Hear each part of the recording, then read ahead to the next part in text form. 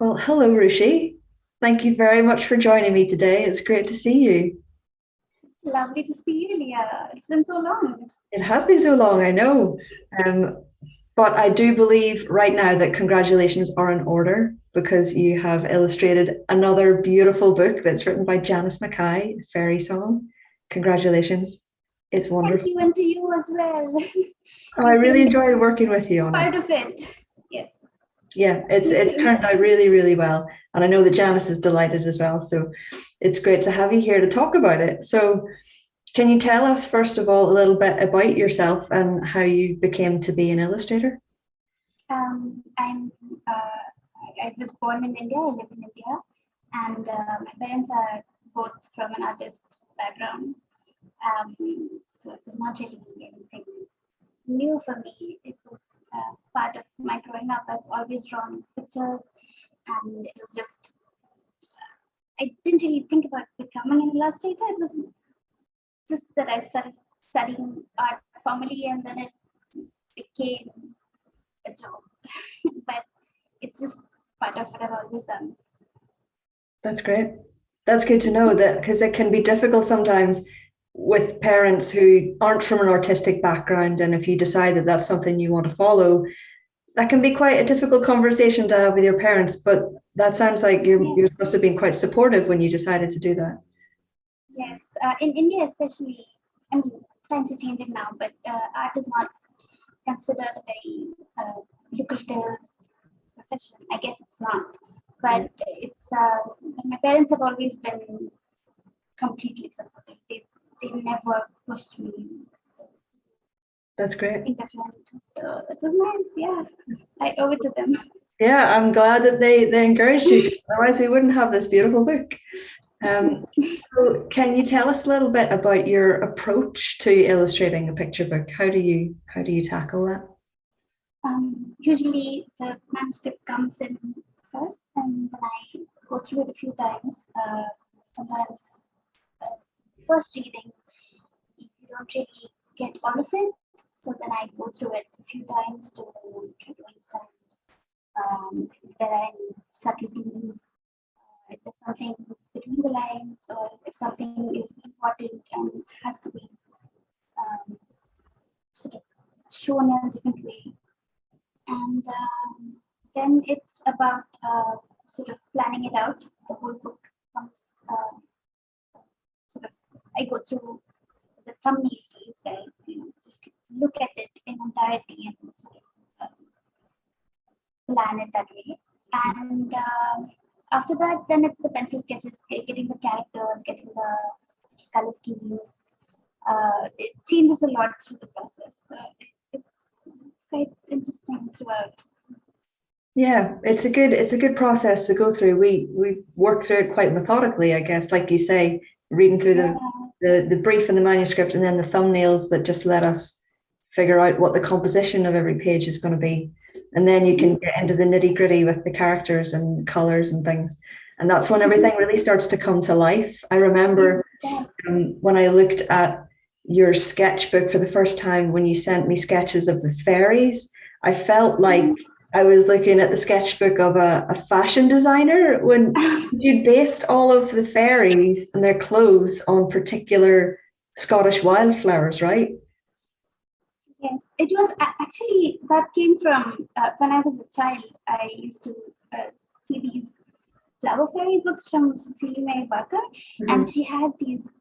She does these beautiful, beautiful illustrations with I think all of UK flowers, Mhm. if I'm not wrong. And I used to look at them and be fascinated. So the costumes, I'm nowhere close to how much detail she put in. Mhm. It was like designing the clothes. It's so beautiful.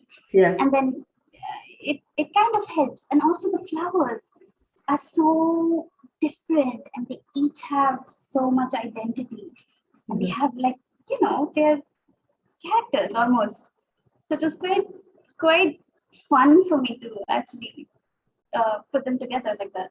Yeah, that's great. Yeah, they all had their own personalities. I love the one, Mhm. I think she was maybe based on a cornflower, which is kind of blue with like lots of little spiky petals. And her little poofy skirt she looked like a little ballerina.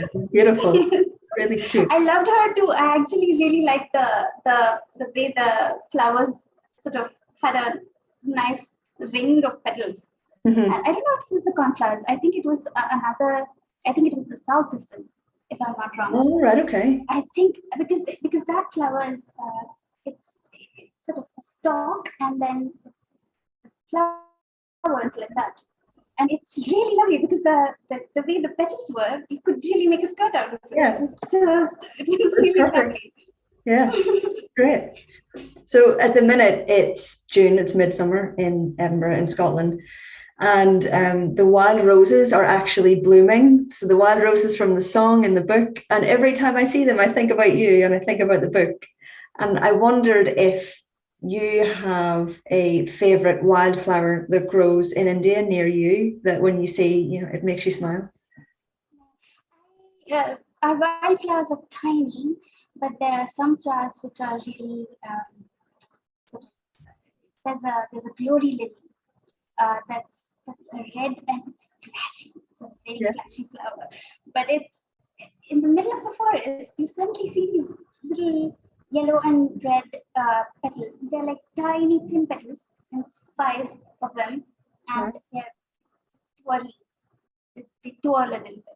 And it's a rare flower. So in the middle of the forest, you suddenly see that, and it's quite amazing. And I love a lot of Indian flowers. I love a lot of flowers in general. But yeah, that's the one. That's a forest flower. Wow, so I like it. That's quite special. Did you say it was a glory lily? Glory lily, yes. Glory. Wow, I can only imagine. I can only imagine the outfit that a fairy would wear if she was based on a glory lily. It sounds very. I wanted to talk to you a little bit about how we spent quite a long time talking about in the book how to illustrate the music that comes out of the fairy hill, because we didn't want to just rely purely on the little musical note symbols, just in case that younger readers didn't fully understand what those symbols meant. So in the end, you used really beautiful kind of wispy trails that then became more colorful and more bold as the music got louder and as the magic got stronger. And are there any other little details in the book that you think readers might find interesting to hear about were more work than you maybe expected? I think it was the flowers. It was the wildlife because I wanted it to be true to the real Scottish wilderness, and I really wanted, because that's when I was growing up, I read descriptions of sort of, adventurer stories or any other nature stories, and they would have specific flora and fauna, and I think you also wanted that in the book, right? I remember we talked about it, and it was. I think it's kind of nice to do justice to the actual natural life that we're talking about, and I think it kind of was a lot to sort of, it was very ambitious to to get all those details in, but those are the ones, the flowers and the flower fairies, and they're all they all have a connection to the real Scottish wildlife, which I loved, but it kind of was overwhelming also.